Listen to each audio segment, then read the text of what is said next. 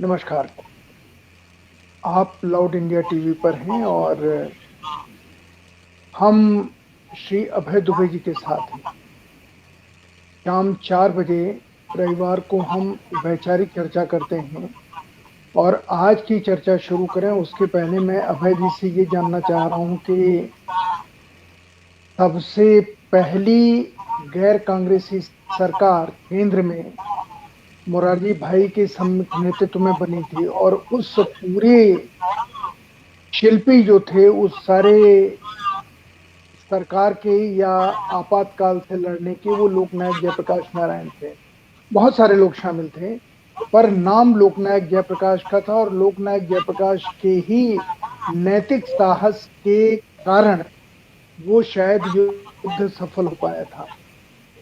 आपसे अभय जी लोकनायक के ऊपर मैं बात करूं उसके पहले पिछले साल की एक तकलीफ आपको बताना चाहता हूं। पिछले साल किसी भी टेलीविजन चैनल ने लोकनायक जयप्रकाश का नाम नहीं लिया था। इस बार भी मुझे पता नहीं क्योंकि सवेरे से मैं देख रहा हूँ मुझे कोई चैनल दिखाई नहीं दिया जिसने जयप्रकाश नारायण जी के ऊपर कोई कार्यक्रम किया हो। हाँ, सोशल मीडिया के ऊपर जरूर कार्यक्रम हो रहा है, अमिताभ बच्चन के ऊपर कार्यक्रम हो रहा है।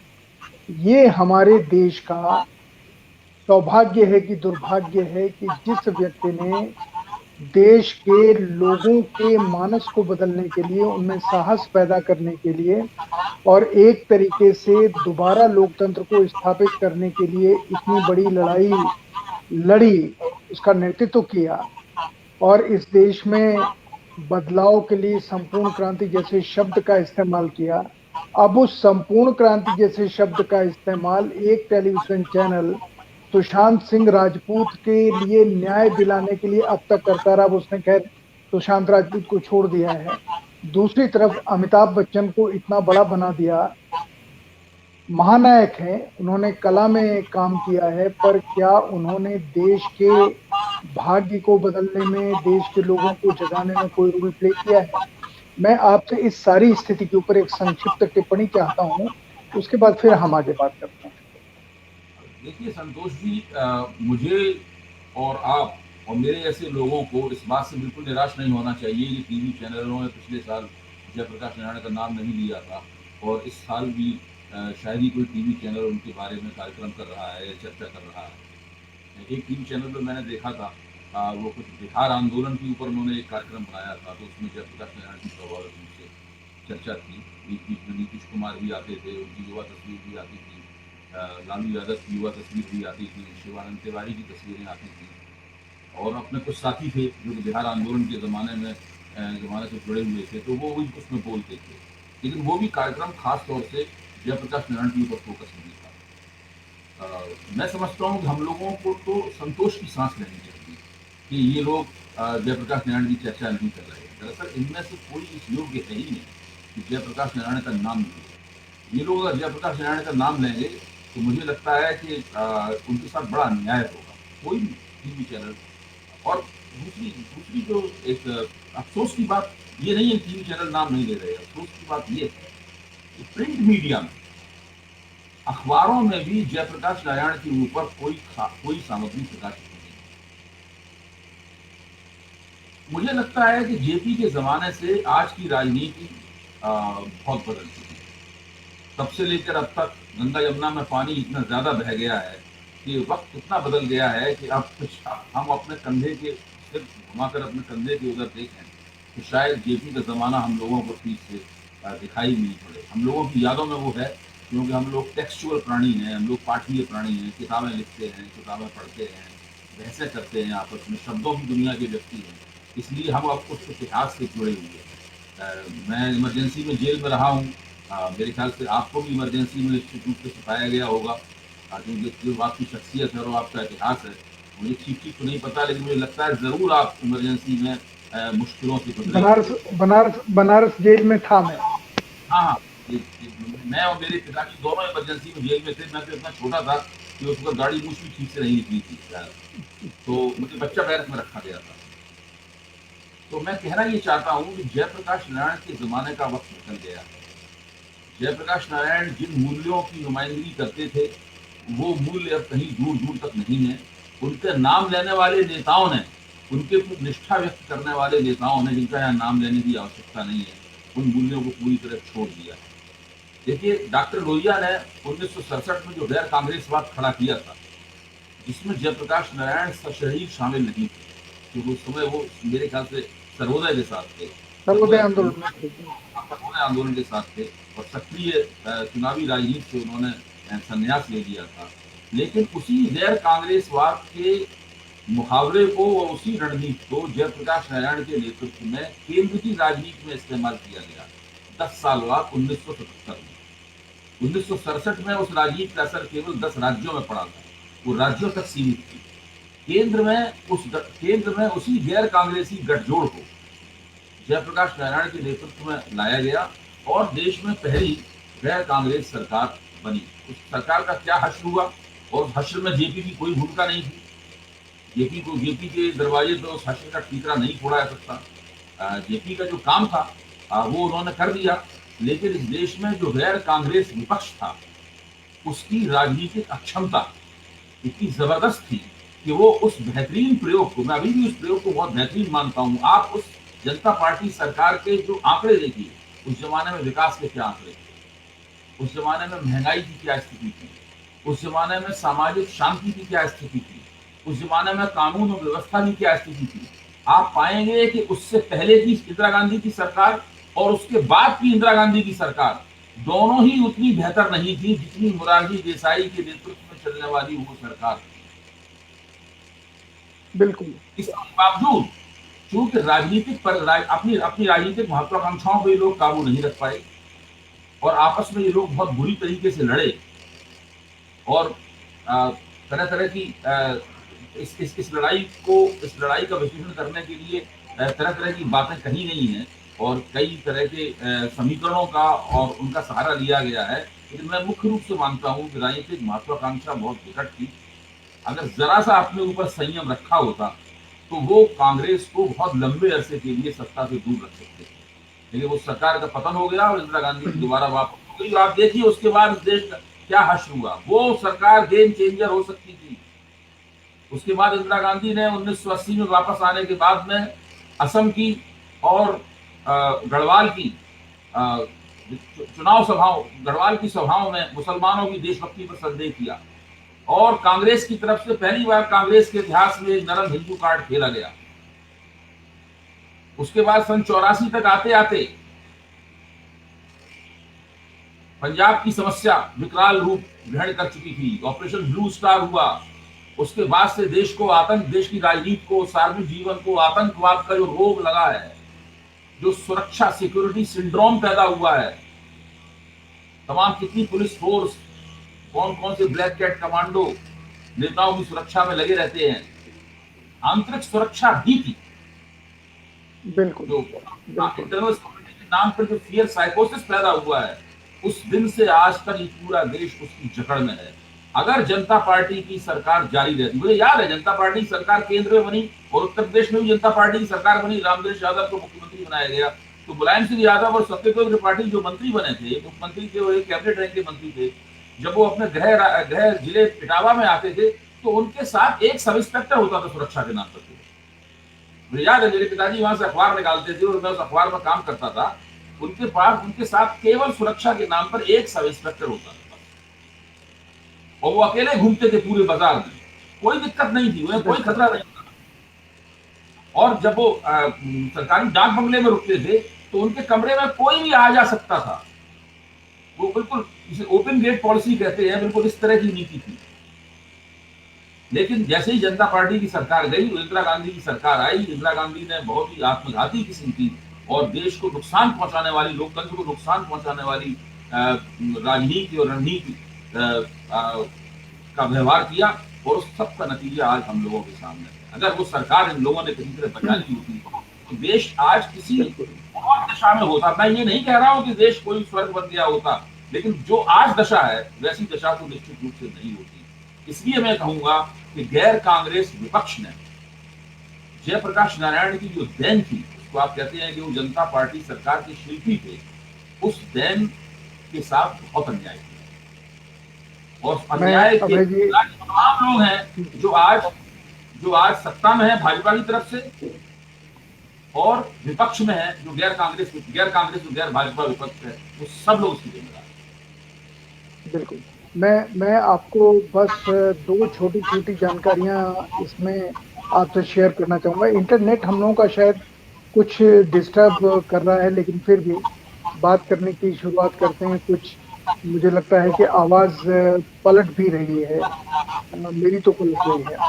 अभी देखिए, जयप्रकाश जी का मैंने इंटरव्यू लिया था आखिरी दिनों में, और वो अकेले कदमकुआं में पटना में रहते थे। उन्होंने मुझे कहा था कि अगर मेरी तबीयत ठीक होती तो मैं इस सरकार के खिलाफ आंदोलन करता, क्योंकि ये सरकार किसी भी तरह से जनता की आकांक्षाओं को पूरा नहीं कर रही है। जो जयप्रकाश जी का सपना था कि सरकार आएगी और लोगों के लिए काम करेगी, पर ये सच है कि उस सरकार में महंगाई नहीं बढ़ी, उस सरकार में लाइनें नहीं लगी, उस सरकार में किसी भी तरह की समस्या किसी को नहीं हुई। लेकिन क्योंकि लोगों को अक्सर हम देखते हैं कि साधु कोई गड़बड़ करे तो उसके ऊपर लोग बहुत गुस्सा हो जाते हैं।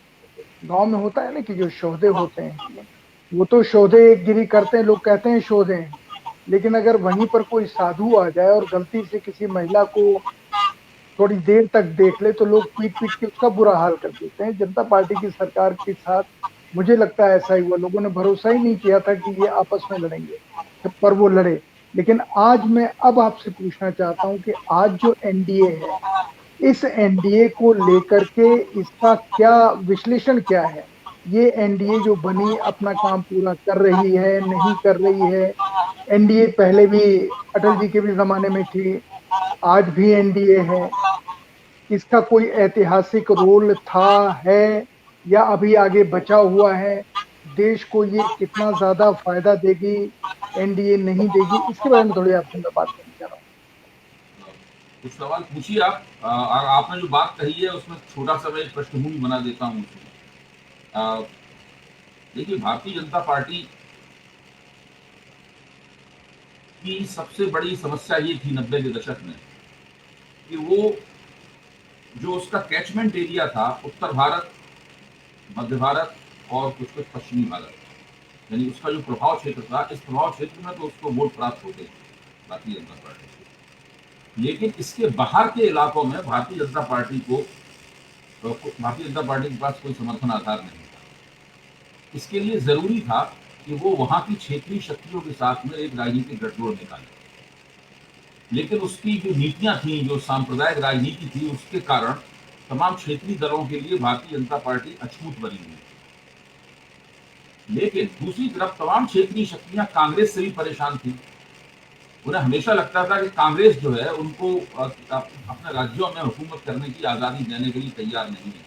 कांग्रेस हर जगह क्षेत्रीय शक्तियों से बड़ी गला काटू प्रतियोगिता करती थी और उनकी सरकारें भंग भी की जाती थी संविधान के एक खास प्रावधान का सहारा लेकर, जो बहुत ही बदनाम प्रावधान हो चुका है। गवर्नर से रिपोर्ट मंगवाई जाती थी और सरकारें गिरा दी जाती थी। इंदिरा गांधी जो इस काम में बहुत कुशल थी,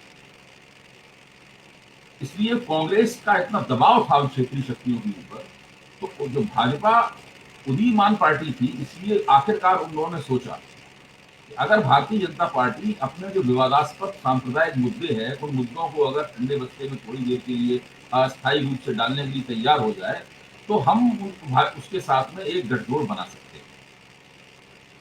और ये जो बातचीत चली इन लोगों के बीच में, इसमें भारतीय जनता पार्टी का नेतृत्व राष्ट्रीय स्वयंसेवक संघ की सहमति से ऐसा करने के लिए तैयार हो। ये एक राजनीतिक रणनीति थी जिसके तहत भारतीय जनता पार्टी ने 80 के दशक से क्षेत्रीय शक्तियों का सहयोग लेना शुरू किया, और उस सहयोग की प्रक्रिया में भाजपा को कुछ विचारधारात्मक सहयोगी भी मिल गए, जैसे शिवसेना मिल गई उस प्रक्रिया में अकाली दल मिल गया, जो था तो सिख बहुसंख्यकवाद की पार्टी। लेकिन 1992 तक आते आते अकाली दल ने राम जन्मभूमि मंदिर आंदोलन के लिए 1992 में सिख कार सेवकों का जत्था भेजना स्वीकार कर लिया, और उन्होंने प्रेस कॉन्फ्रेंस करके बोला कि हम भी वहां जत्था भेजेंगे।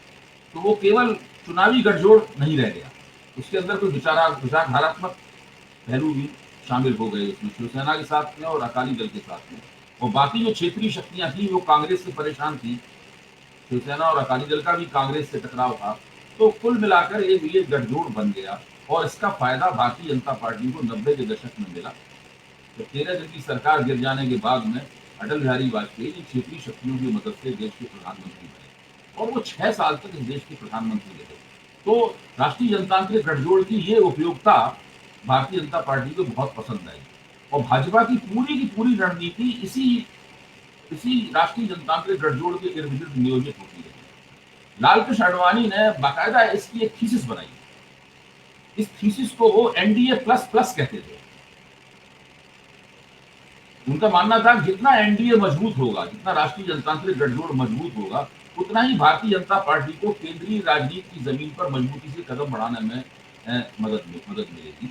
और उनकी इस थीसिस के फायदे स्पष्ट थे, उसको किसी किस्म की कोई चुनौती थी नहीं। लेकिन 2013 में जब नरेंद्र मोदी को प्रधानमंत्री पद का उम्मीदवार बनाया गया, उस वक्त पहली बार लालकृष्ण आडवाणी की थीसिस को चुनौती दी और नरेंद्र मोदी ने अपनी पैरेलल थीसिस पेश की। उनका कहना था कि एनडीए प्लस प्लस नहीं, बीजेपी प्लस प्लस होना चाहिए। हम एनडीए को मजबूत करने में अपनी ताकत जाया नहीं करेंगे, हम भारतीय जनता पार्टी को ज्यादा मजबूत बनाएंगे ताकि उसके परिणाम ज्यादा बेहतर हों और हमारी शर्तों पर लोग हमारे साथ हैं। इस पूरी प्रक्रिया में 2014 के जो चुनाव परिणाम हुए, उसके बाद 2019 के जो चुनाव परिणाम हुए, उसमें बिल्कुल नरेंद्र मोदी के लिए राष्ट्रीय जनतांत्रिक गठजोड़ का अस्तित्व केवल औपचारिक और दिखावटी रह गया। आप जानते हैं कि सुखबीर सिंह बादल ने उससे नाता तोड़ते समय क्या बयान दिया है? तो बयान दिया है कि भाई एनडीए की तो कोई बैठकें ही नहीं होती थी। तो एनडीए का जो अस्तित्व है केवल औपचारिक और दिखावटी ही रह गया है। इसलिए एनडीए रहता है कि नहीं रहता है, भाजपा का जितना वो हित करेगा उतना एनडीए रहेगा, जितना भाजपा का हित नहीं कर पाएगा उतना एनडीए नहीं रहेगा। ये स्थिति है। इसलिए मैं ये मानता हूं कि देश का सबसे शक्तिशाली जो राजनीतिक गठजोड़ है इस वक्त बिखराव के कगार पर खड़ा हुआ। भाजपा उसको बिखराव से रोकने की कोशिश कर रही है, इनके बारे में आगे हम चर्चा करेंगे। लेकिन इसमें बिखराव के कगार पर पहुंचाने में भी उसी का प्रमुख योगदान है। बिल्कुल, इसमें एक तो ये मैं आपसे बातचीत करना चाह रहा हूँ कि जो एनडीए में बनाने में जिस समय की आप बात कर रहे हैं अटल जी के समय की, उस समय उनको 2 समाजवादियों का सहयोग मिला, जॉर्ज फर्नांडिस और नीतीश कुमार जी का। एक तो इसको रेखांकित कीजिए।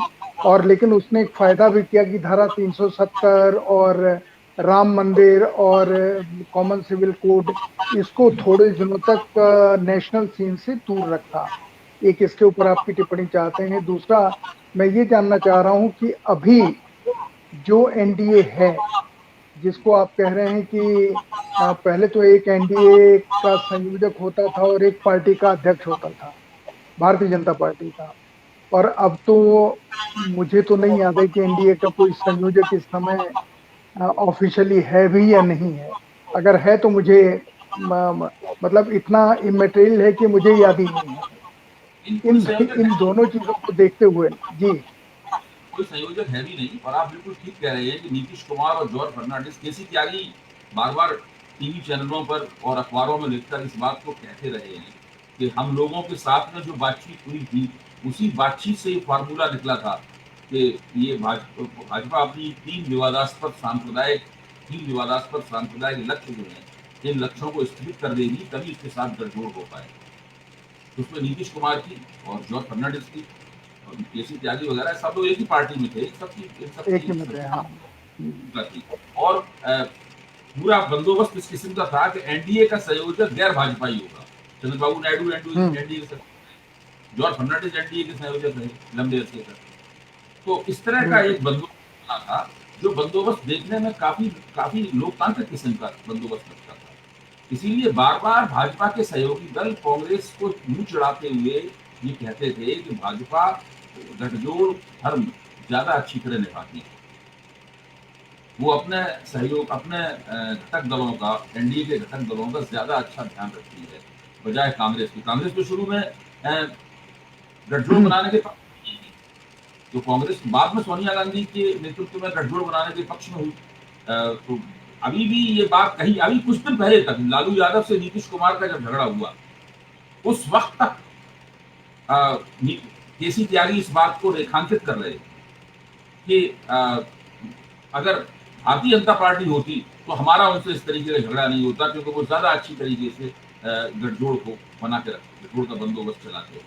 लेकिन अब केसी त्यागी को इस बात की तकलीफ हो रही है, क्योंकि वो देख रहे हैं कि वही भारतीय जनता पार्टी इसकी वो गठजोड़ के मामले में तारीफ करते हुए नहीं अघाते थे, वही लोक जनशक्ति पार्टी को शिखंडी बनाकर उसकी आड़ में नीतीश कुमार का शिकार करने जा रहे हैं। और हालात हम लोगों के सामने पूरी तरीके से स्पष्ट है। नीतीश कुमार भी इस बात को जानते हैं, हम सब लोग इस बात को जानते हैं, हर कोई इस बात को जानता है, लेकिन इसको फेट एकम्प्ली कहते हैं ना, अब आपके सामने कोई चारा नहीं है। भाजपा ने गड्ढा खोद दिया है, नीतीश कुमार जानते हैं कि इस गड्ढे में हमें गिरना ही गिरना है, लेकिन वो उस गड्ढे से बचकर निकलने की स्थिति में ही नहीं है।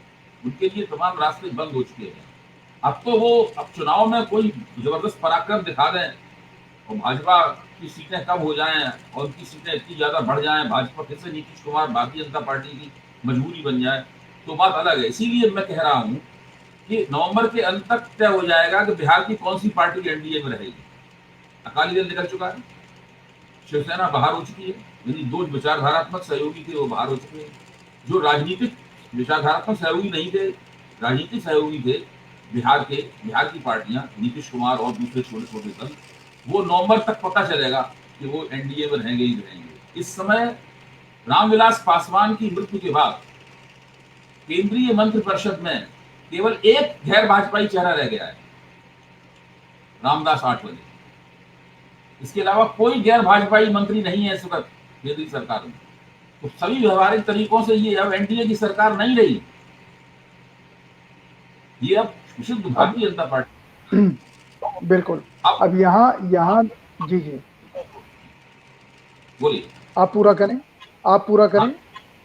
हाँ, मैं ये कह रहा हूँ कि भारतीय जनता पार्टी भी इस बात को समझ रही है और इस परिस्थिति को दुरुस्त करने के लिए उसने आंध्र प्रदेश में जगन मोहन रेड्डी से बातचीत करनी शुरू कर दी।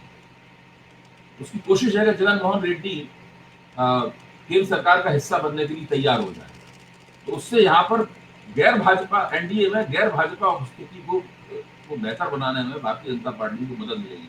क्योंकि मुझे लगता है कि ये भी अस्थायी उपाय होगा, उसके कारणों पर हम लोग चर्चा करेंगे।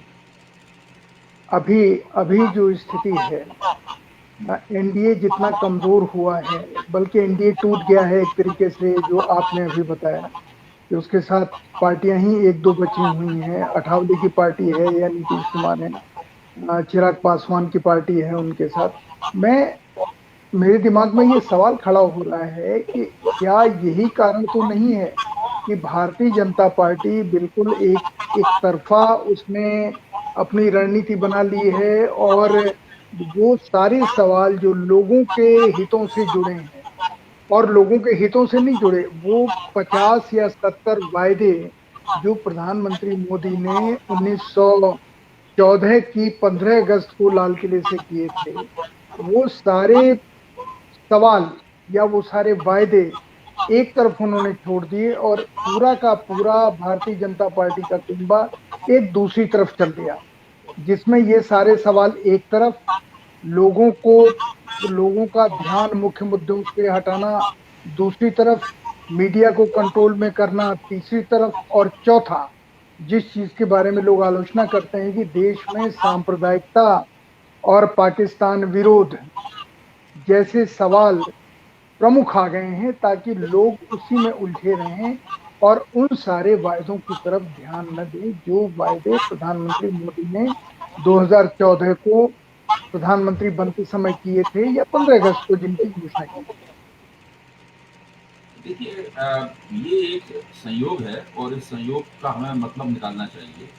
इसी समय जब एनडीए उखड़ रहा है और केंद्रीय मंत्रिपरिषद में केवल एक गैर भाजपाई चेहरा रह गया है, नरेंद्र मोदी अपने सत्तारूढ़ जीवन के 20 साल पूरे कर रहे हैं। इतने दिनों तक देश में कोई भी व्यक्ति सत्ता में नहीं रहा, शायद ज्योति बसु रहे, लेकिन ज्योति बसु केवल एक प्रदेश में रहे। नरेंद्र मोदी 14 साल तक गुजरात के मुख्यमंत्री रहे और पिछले 6 साल से उस देश के प्रधानमंत्री। विशेषता बिल्कुल। ये है कि ज्योति बसु जब तक मुख्यमंत्री रहे वो अपने गठजोड़ को बाकायदा कायम रखे रहे। हालांकि सीपीआई-एम को भी पश्चिम बंगाल में पूर्ण बहुमत प्राप्त होता था, लेकिन वो वाम और जनवादी मोर्चे को बाकायदा बनाए, न केवल बनाए रखते थे और उसकी उपस्थिति औपचारिक नहीं थी। वाम जनवादी मोर्चे के जो गैर सीपीएम घटक थे वो पार्टी सीपीएम की आलोचना कर सकते थे और उनकी उपस्थिति बड़ी मजबूत उपस्थिति थी, सकारात्मक मजबूत हस्तक्षेप उनका पार्टी में, प्रशासन में और राजनीति में रहता था। बिल्कुल बिल्कुल। नरेंद्र मोदी जब तक बिहार के मुख्यमंत्री रहे उन्हें किसी भी गठजोड़ की आवश्यकता नहीं थी। वहां उनके पास पूर्ण बहुमत था और वहां किसी किस्म के गठजोड़ की कोई उपस्थिति नहीं थी। यहाँ तक कि वो राष्ट्रीय स्वयंसेवक संघ भाजपा के अंदर भी जो उनके जो विरोधी थे उनकी उपस्थिति को भी पूरी तरीके से नजरअंदाज करते थे। वो सब लोग भी हाशिए पे थे, चाहे वो तोगड़िया हों या और कोई लोग हों, बजरंग दल वाले लोग हों, सारे लोग हाशिए पे रहते थे। तो जब वो केंद्र में आए यहाँ भी उन्हें गठजोड़ के साथियों की जरूरत नहीं है, केवल दिखावे के लिए ही उनकी आवश्यकता है। इसलिए उन्होंने अपनी नीतियां बनाते समय और अपना रवैया तय करते समय उन्होंने किसी भी गठजोड़ घटक दल की आवश्यकता उससे राय लेने की उन्होंने कोई जरूरत नहीं समझी। अब ये जो गैर भाजपा एनडीए के सहयोगी दल थे, सवाल उनके ऊपर उठाया जाना चाहिए कि वो मुंह में दही जमाए क्यों बैठे रहे, केवल केंद्र में मंत्री पद पाने के लिए। जितने भी, चाहे वो रामविलास पासवान की पार्टी हो, चाहे अकाली दल हो, चाहे शिवसेना हो या दूसरे और तमाम दल हो, इन लोगों ने भी तो कभी कोई पिछले 6 साल में सवाल नहीं उठाया। जब भाजपा से नाता टूटा तब तो आलोचनाएं की। बिल्कुल। इससे पहले उन्होंने कुछ, इस तरह अकाली दल ने नाता तोड़ा है, आप उसकी तरफ देखिएगा। मंत्रिपरिषद की किसी भी बैठक में अकाली दल ने 3 कृषि संबंधी विधेयकों का विरोध नहीं किया। 6 महीने पहले तक सुखबीर सिंह बादल केंद्रीय कृषि मंत्री नरेंद्र सिंह तोमर का पत्र ले जाकर वहां किसानों को, किसान संगठनों को संतुष्ट करने का प्रयास कर रहे थे कि कुछ नहीं होगा, ना एमएसपी खत्म होगा, ना एपीएमसी मंडियां खत्म होंगी। और एक दिन पहले तक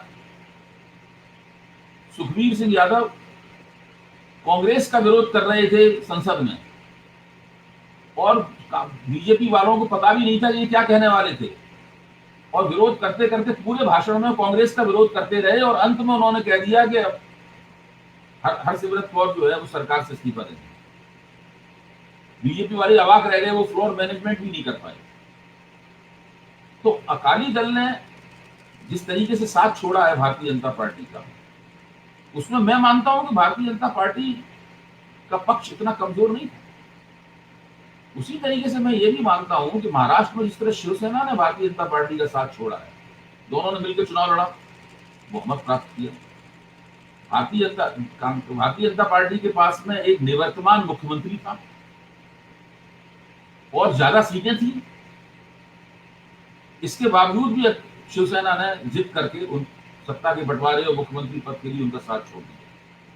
तो ये भारतीय जनता पार्टी अपने सहयोगी दलों से जिस तरह का व्यवहार करती रही है, बिल्कुल वैसा ही व्यवहार इन दोनों ने भाजपा के साथ किया। इससे पहले भाजपा प्रदेशों की राजनीति में आगे बढ़ने के लिए जगह जगह उसने अपने सहयोगी दलों के मुकाबले बढ़तरी हासिल करने के लिए, उनके हाथ से मुख्यमंत्री पद की दावेदारी छीनने के लिए भारतीय जनता पार्टी ने राजनीति। इस वक्त आंध्र प्रदेश में भी राष्ट्रीय स्वयंसेवक संघ का मानना यह है कि त्रिपुरा के बाद दक्षिण भारत में उनका सबसे बड़ा निशाना आंध्र प्रदेश है। आरएसएस ये मानता है कि आंध्र प्रदेश की राजनीति में बहुत बड़ा शून्य है, उस शून्य को भारतीय जनता पार्टी भर सकती है।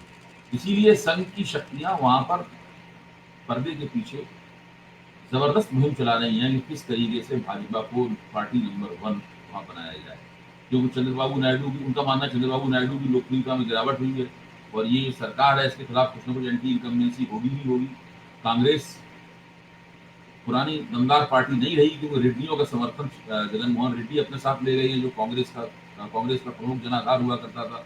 तो ऐसी स्थिति में आंध्र प्रदेश में भी भारतीय जनता पार्टी नंबर 1 की पार्टी बनने के लिए पूरी तरीके से लंबे अरसे से पेशकदमी कर रही है और जगन मोहन रेड्डी को इस बात का अच्छी तरीके से पता है। इसलिए जैसे ही उन्हें लगेगा कि भाजपा की ए, जो प्रादेशिक रणनीति है उनके लिए खतरनाक साबित होने वाली है। वो भाजपा के साथ अपनी बातचीत तोड़ देंगे और उससे पहले सरकार में चले गए तो सरकार से कदम भी वापस खींच लेंगे। इसलिए इस लिहाज से भी एनडीए का भविष्य मुझे कुछ भी नहीं दिख रहा है। और जहां तक अपनी नीतियां, एक तरफा नीतियां बनाने का सवाल है, भाजपा जिन नीतियों को उचित समझती है अपने मन से उनको लागू करती है, और एनडीए के जो घटक दल हैं वो मजबूर हैं भाजपा के नीतियों के ऊपर वोट देने के लिए। अगर वो वोट नहीं देंगे तो सीधी बात है कि आप सरकार छोड़ के चले जाइए, क्योंकि आपको सरकार की माखन मिश्री चाहिए, सरकारी मलाई चाहिए, इसीलिए आप एनडीए में हैं और केंद्र सरकार के सदस्य बने हुए हैं। वरना एनडीए में उनके रहने की क्या जरूरत है। आप नीतीश कुमार की पार्टी को ही देखिए, जो सांप्रदायिक मुद्दे थे, उन सांप्रदायिक मुद्दों पर जब भारतीय जनता पार्टी ने कदम उठाए और उनके ऊपर संसद में प्रस्ताव पास कराए, उसमें तो नीतीश कुमार की पार्टी ने भारतीय जनता पार्टी का विरोध नहीं किया, जबकि इन्हीं सांप्रदायिक मुद्दों करने के नाम पर ही तो एनडीए में आए थे। पूरा बंदोबस्त तो यही था, कोई विरोध नहीं किया। न केवल विरोध नहीं किया, बल्कि टीवी की बहसों में जनता दल यूनाइटेड के प्रतिनिधियों ने, प्रवक्ताओं ने भाजपा के प्रवक्ताओं से भी ज्यादा आगे बढ़कर ऊंची और बुलंद आवाज में इन सांप्रदायिक मुद्दों का समर्थन किया। तो केंद्र में सत्ता का आकर्षण गैर भाजपा दलों को इनके साथ बनाए रखे, इनके साथ इनकी वजह से वो लोग बने रहे हैं। अब जहां पर बहुत ज्यादा हितों का टकराव हो जाता है, जैसे कि अकाली दल के साथ हुआ या सत्ता की महत्वाकांक्षा महाराष्ट्र में, वहां पर अलगाव भी हुए। इससे पहले इसी वजह से बीजू जनता दल भाजपा से अलग हुआ था, चंद्रबाबू नायडू भाजपा से इसी वजह से अलग हुए थे। आंध्र प्रदेश में भाजपा का नेतृत्व उन्हें परेशान कर रहा था, और उड़ीसा में पटनायक को लगातार लग रहा था कि ये भाजपा हमको अपदस्थ करके सत्ता में आना चाहती है। अभय जी, क्या एनडीए का कमजोर होना नरेंद्र मोदी जी के स्वभाव का जो निरंकुश स्वरूप है, जिससे वो अपने मंत्रियों से भी बातचीत नहीं करते, जिसकी बहुत सारी खबरें बाहर बाजार में आई हुई हैं, किसी ने उसका खंडन भी नहीं किया, और जितने परिचित मंत्री हैं वो जब कभी कहीं टकरा जाते हैं तो उनकी बातचीत से ऐसा लगता है कि नहीं, मोदी जी उन लोगों को भाव बहुत ज्यादा नहीं देते हैं, बल्कि अधिकारियों को देते हैं। क्या एनडीए के कमजोर होने की वजह से उनका ये निरंकुश स्वरूप सामने आया है, या वो निरंकुश स्वभाव के शुरू से ही थे और वो अपने ऊपर संघ का भी कोई दबाव रखना नहीं चाहते? आपको क्या लगता है, क्योंकि आपने संघ का अध्ययन काफी किया है? देखिए, हर नेता की अपनी एक कार्यशैली होती है। कुछ नेता अपना राजनीतिक विन्यास इस तरीके से बनाते हैं तो ऐसा लगता है कि वो सबकी राय लेके चल रहे हैं। चल बिहारी वाजपेयी तो ऐसा लगता था कि सबकी राय लेके चल रहे हैं। लेकिन नरेंद्र मोदी इस तरह के नेता नहीं है। वो ना किसी की राय लेते हैं और ना वो दिखाना चाहते हैं कि वो राय ले रहे हैं। वो ये मानते, वो केंद्रीकरणवादी है। पूरी तरह भाजपा का उन्होंने केंद्रीकरण कर दिया है सत्ता का। तो अमित शाह भाजपा के अध्यक्ष थे तो भाजपा के दफ्तर में इस तरह बैठते थे जैसे कोई डिस्ट्रिक्ट मजिस्ट्रेट बैठता है अपने दफ्तर में। उनसे मिलना किसी के लिए बहुत मुश्किल है। वो राजनेता के तौर पर एक पार्टी नहीं चला रहे थे, वो सीईओ की तरह पूरी पार्टी चला रहे थे। तो ये जो पूरा सेंट्रलाइजेशन की प्रक्रिया है, केंद्रीकरण की प्रक्रिया है, नरेंद्र मोदी इसमें माहिर है। आप भारतीय जनता पार्टी के अच्छे प्रवक्ताओं से कभी अलग से बातचीत कीजिए तो वो हमेशा व्यंग से कहते हैं कि भाई भाजपा तो, ये सरकार तो सीएसी है। सीएसी का क्या मतलब हुआ? Capture and control. करीब 3-1 साल पहले एक बातचीत हुई थी, उसके आधार पर मैं कह रहा हूँ। तो कह रहे थे सब कुछ कैप्चर कर लिया गया है, सब कुछ, सब पर नियंत्रण, कंट्रोल कर लिया गया है। थोड़ा बहुत जो कोने रह गए हैं, थोड़े बहुत जो मुकाम रह गए हैं, उनको भी 1-2 साल में कैप्चर और कंट्रोल कर लिया जाए। तो हर चीज कैप्चर कर ली गई है, हर संस्था कैप्चर कर ली गई है, हर मुकाम कैप्चर कर लिया गया है, हर एक के ऊपर नियंत्रण हासिल कर लिया गया है। अब दरअसल कुछ ऐसा बचा नहीं है जो कि उनकी पहुंच से बाहर हो। तो हर जगह जो चाहते हैं वो करवा सकते हैं। और उसकी वजह यह है कि उनका सीधा तर्क है, हमको वोट मिल रहा है, हमारा विकल्प नहीं है, हमारा एक वेलफेयर मॉडल है जिसकी वजह से जनता का एक हिस्सा हमको वोट देता है। विपक्ष कमजोर है, वो बिखरा हुआ है, हमारा कोई कुछ बिगाड़ नहीं सकता। अगर आप हमारे नियंत्रण में नहीं रहना चाहते तो छोड़ के चले जाइए, किसने रोका है आपसे? किसी को गन पॉइंट पे तो रोका नहीं जा सकता राजनीति में। आप छोड़ के चले जाइए, लेकिन अगर आपको सत्ता के साथ जुड़ना चाहते हैं, सत्ता के लाभ उठाना चाहते हैं, सत्ता की मुख्य धारा में रहना चाहते हैं, तो जो हमारे कैप्चर और कंट्रोल के दायरे में आपको रहना होगा। इसी चीज को अगर आप चाहें तो निरंकुशता भी कह सकते हैं, लेकिन इंदिरा गांधी भी इस काम में पूरी तरीके से माहिर थी। शुरुआत तो उन्होंने ही की थी। नरेंद्र मोदी ने उसको नई ऊंचाइयों तक पहुंचाया है। नया जमाना है, नई किस्म का मीडिया है, नई किस्म का बहुमत है, नई किस्म का जनाधार है और नई ऊंचाइयां हैं उस कैप्चर और कंट्रोल की प्रक्रिया की। तो वो है एक, ये पहलू है इसका, नरेंद्र मोदी की अपनी शैली। एक दूसरा पहलू भी है, भारतीय जनता पार्टी जब एनडीए को ठीक ढंग से लोकतांत्रिक तरीके से चलाती थी, उस वक्त भी भारतीय जनता पार्टी का अंदरूनी हलकों में लक्ष्य कुछ और हुआ था। और वो लक्ष्य था, इसके बारे में पहले भी मैं आपके चैनल पर चर्चा कर चुका हूं, वो लक्ष्य था चप्पे चप्पे में भाजपा, 100% भाजपा। यानी जब नितिन गडकरी भाजपा के अध्यक्ष थे, राजनाथ सिंह जी भाजपा के अध्यक्ष थे, या उससे पहले बंगारू लक्ष्मण भाजपा के अध्यक्ष थे, उस वक्त भी भारतीय जनता पार्टी का लक्ष्य था 100% भाजपा, चप्पे चप्पे में भाजपा। भले ही वो क्षमता उसके अंदर नहीं थी जिसको वो जमीन पर उतार, वो अपने आप को उसी तरीके से राष्ट्रीय वर्चस्व की वाहक बनाना चाहती थी जिस तरह से आजादी के बाद में कांग्रेस एक राष्ट्रीय राजनीतिक वर्चस्व की वाहक। और इस वर्चस्व को हासिल करने में क्षेत्रीय शक्तियों ने उसकी मदद की, क्योंकि क्षेत्रीय शक्तियों को कांग्रेस से बचना था। अब भाजपा उस वर्चस्व की तरफ बढ़ते हुए अपने आप को देख रही है, इसीलिए जहां क्षेत्रीय शक्तियां उसके काम फायदे में आती हैं वहां उनका इस्तेमाल करती है। बाकी अगर वो छोड़ के जाना चाहती है तो चली जाए। अब बिहार में आप देखिए, नीतीश कुमार के प्रभाव वाले वोट जो हैं वो भाजपा को अकेले चुनाव लड़ने से नहीं मिल सकते थे। भाई भाजपा बिहार में ऊंची जातियों की पार्टी मानी जाती है। नीतीश कुमार के साथ अभी भी गैर यादव पिछड़े माने जाते हैं, कुछ मुसलमान भी नीतीश कुमार के साथ हैं, पसमानदा मुसलमान भी उनके साथ हैं, कुछ गैर दुसाध दलित, दुसाधों के नेता रामविलास पासवान है ना, तो गैर दुसाध दलित उनके साथ माने जाते हैं।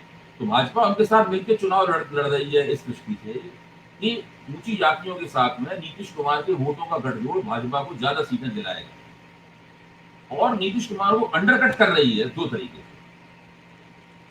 एक तरीका है चिराग पासवान वाला, और दूसरा तरीका यह है कि भाजपा के अपने समर्थन के जो वोट हैं वो शायद नीतीश कुमार के उम्मीदवारों को उस तरह से नहीं मिलेंगे इस बार जिस तरीके से पिछले चुनावों में मिलते रहे।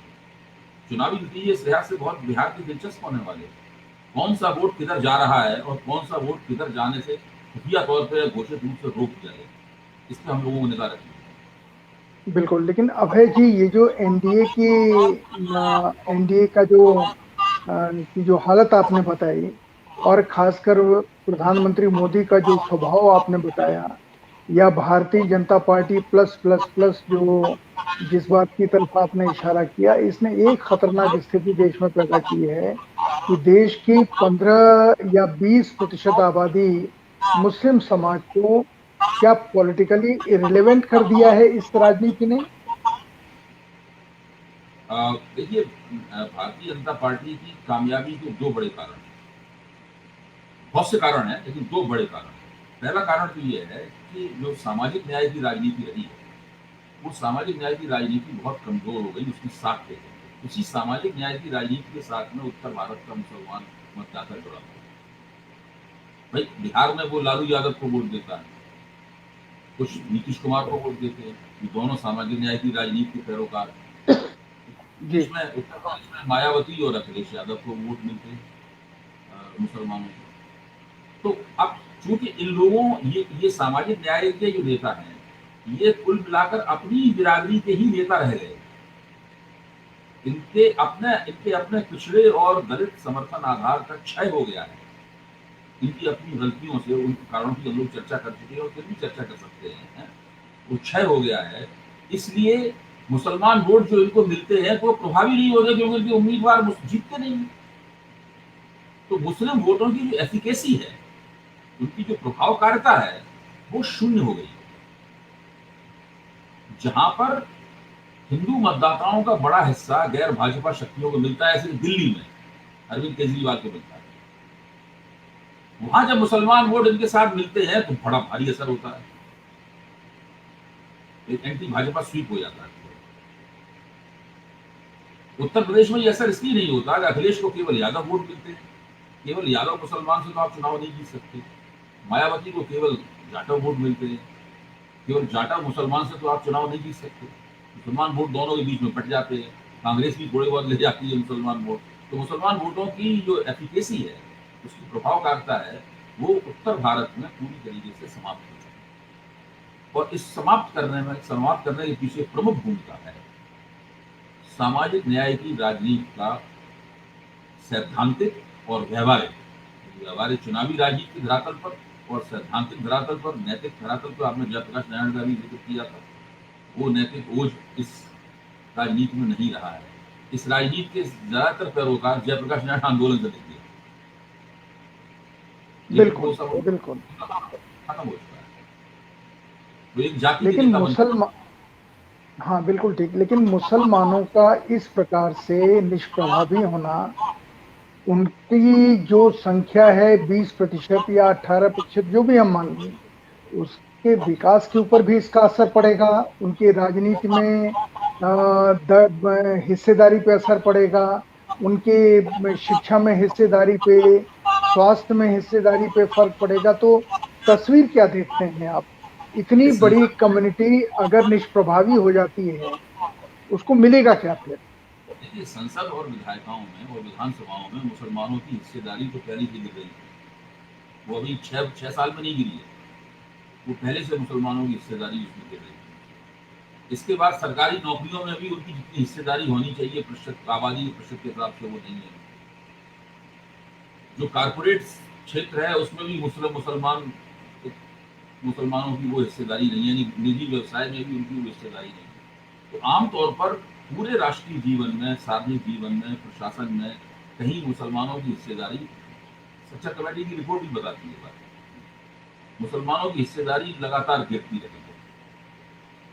इन दिनों में ये चीज ज्यादा इसीलिए हम लोगों को चुभने लगी है क्योंकि मुसलमान वोटों का असर, मुसलमान वोट वो असर नहीं डाल रहे हैं जो पहले असर डाला करते, या उनकी राजनीतिक सौदेबाजी करने की क्षमता में भी गिरावट आई है बहुत ज्यादा। लेकिन ये भारतीय मुसलमानों की विशेषता में बताऊंगा आपको, उसकी प्रशंसा में करूंगा कि वो जो अंतर्राष्ट्रीय रुझान है पैन इस्लामिज्म के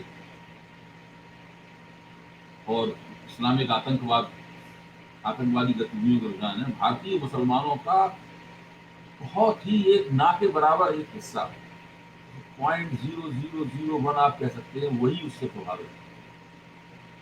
भारतीय मुसलमानों के ऊपर उसका कोई असर है नहीं अभी तक, कम से कम आंकड़ों में और एम्पिरिकली दिखाई नहीं पड़ा है। तो नहीं दिखाई पड़ा है तो उसको कह सकते हैं यही स्थिति। तो भारतीय मुसलमान अभी भी मुझे लगता है कि लोकतांत्रिक प्रक्रियाओं को ही प्राथमिकता देते हैं, अभी वो उस दिशा में नहीं है। और अब ये कब तक रहेंगे लोकतांत्रिक प्रक्रियाओं को प्राथमिकता? भाई देश में तो हिंदू बोलबाले की राजनीति हो रही है, हिंदू बोलबाले, इसको हिंदू बहुसंख्यकवाद को आप कह सकते हैं, हिंदू बोलबाले की राजनीति हो रही है। पूरा विवश उसी तरीके से स्थापित हो गया है।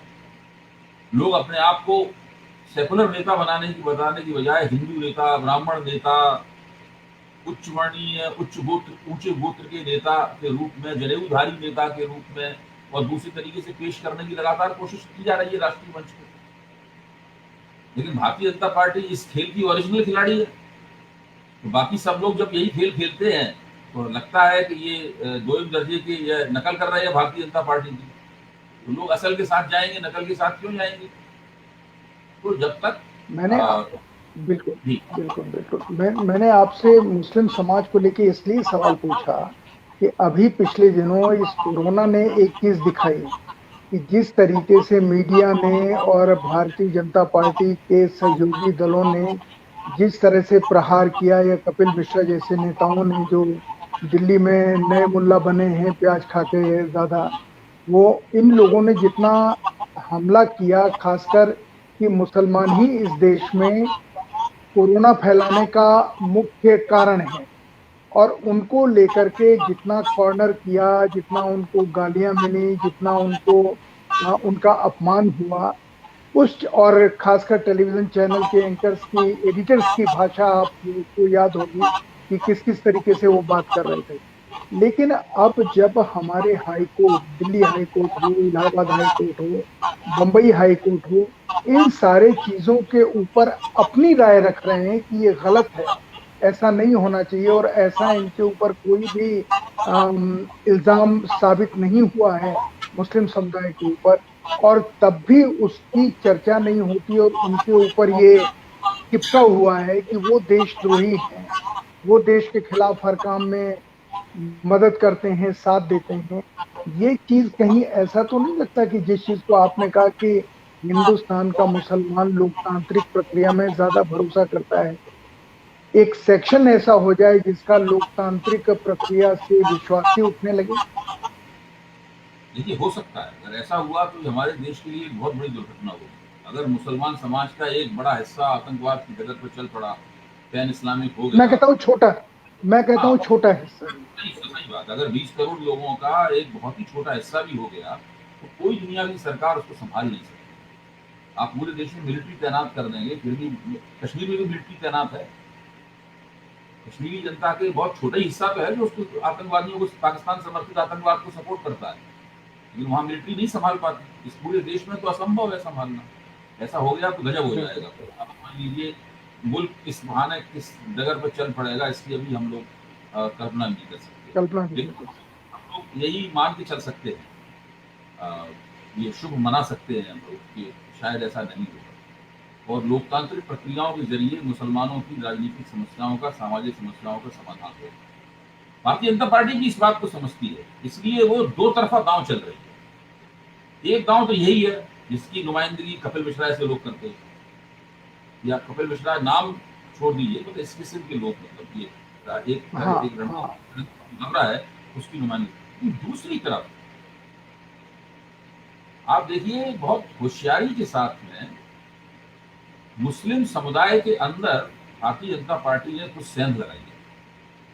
हुँ, अभी देखिए 1-2 दिन पहले ट्रिपल तलाक की जो मूल याचिकाकर्ता थी महिला, सायरा बानो, उसने भारतीय जनता पार्टी की सदस्यता ग्रहण कर ली।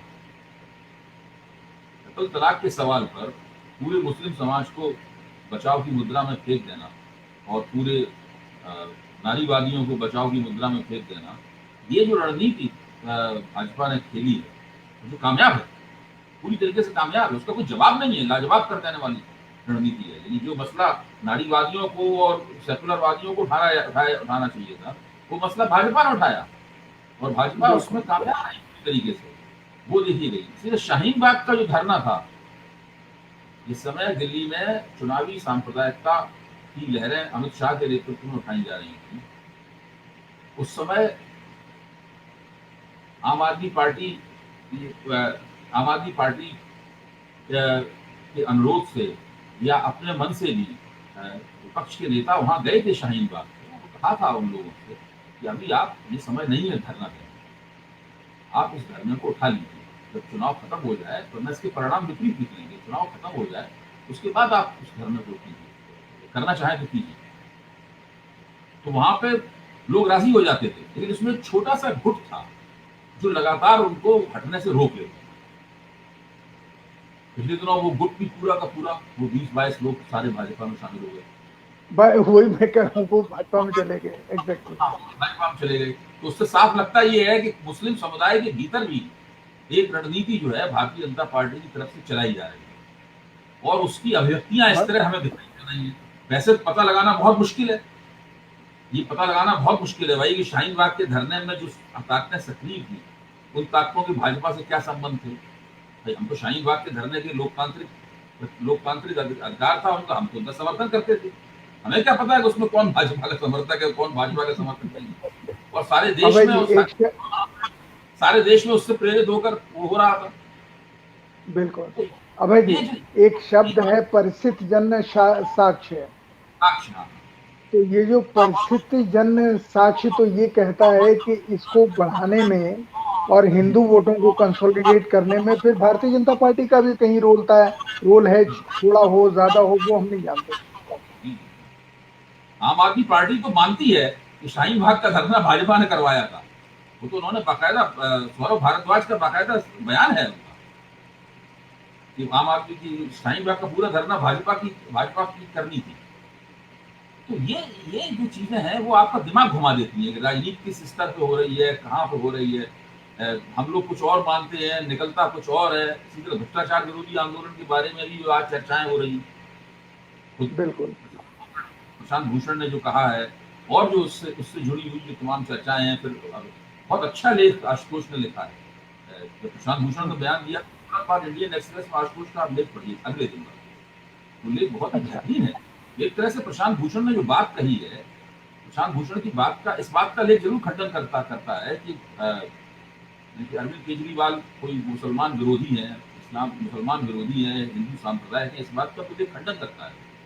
लेकिन वो उस वक्त जो प्रक्रिया चल रही थी, उस प्रक्रिया में संघ के लोगों की क्या भूमिका थी, भारतीय जनता पार्टी की क्या भूमिका थी, विवेकानंद फाउंडेशन की क्या भूमिका थी, इन प्रक्रियाओं को जरूर वो लेख रेखांकित करता है।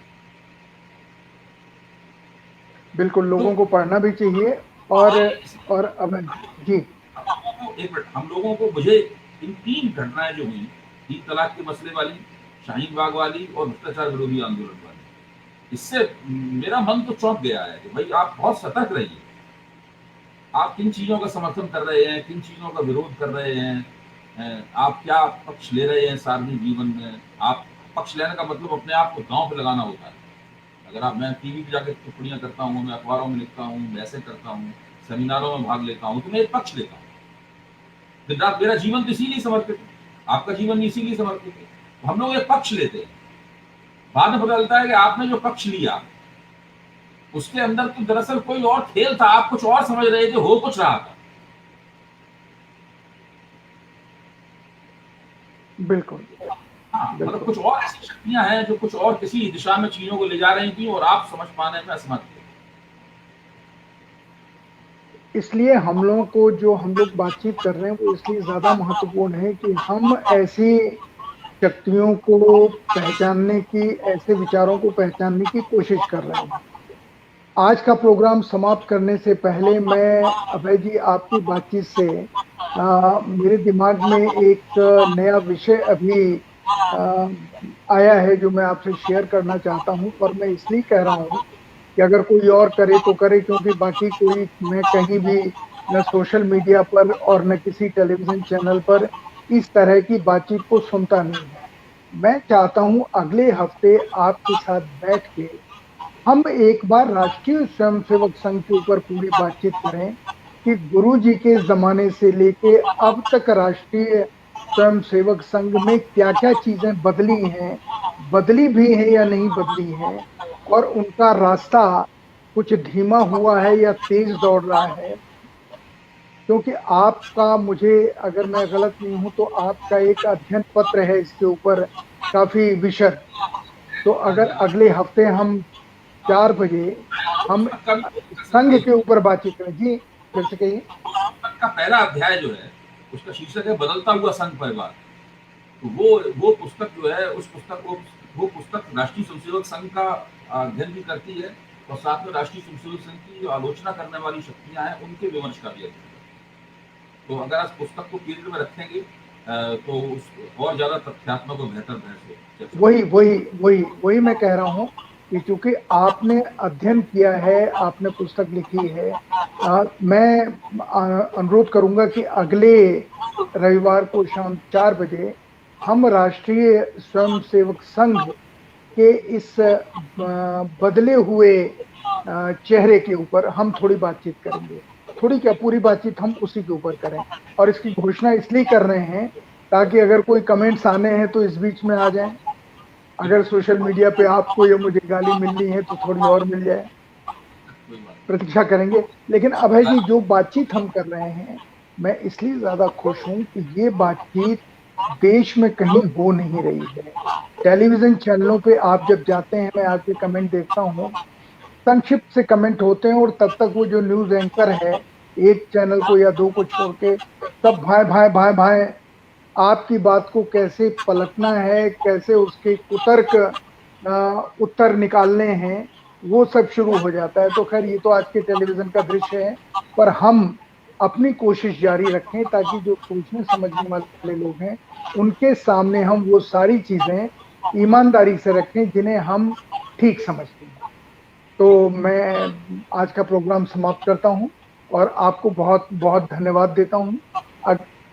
लोगों से भी कहता हूं जो दर्शक सुन रहे हैं, श्रोता, कि शाम 4 बजे अगले रविवार को अभय दुबे जी के साथ हम राष्ट्रीय स्वयंसेवक संघ के चेहरे के ऊपर बातचीत करेंगे, उनके कदमों के ऊपर बातचीत करेंगे और जानने की कोशिश करेंगे, क्योंकि आप में से बहुत सारे लोग संघ को उतना ज्यादा नहीं जानते हैं जितना अभय जी जानते हैं।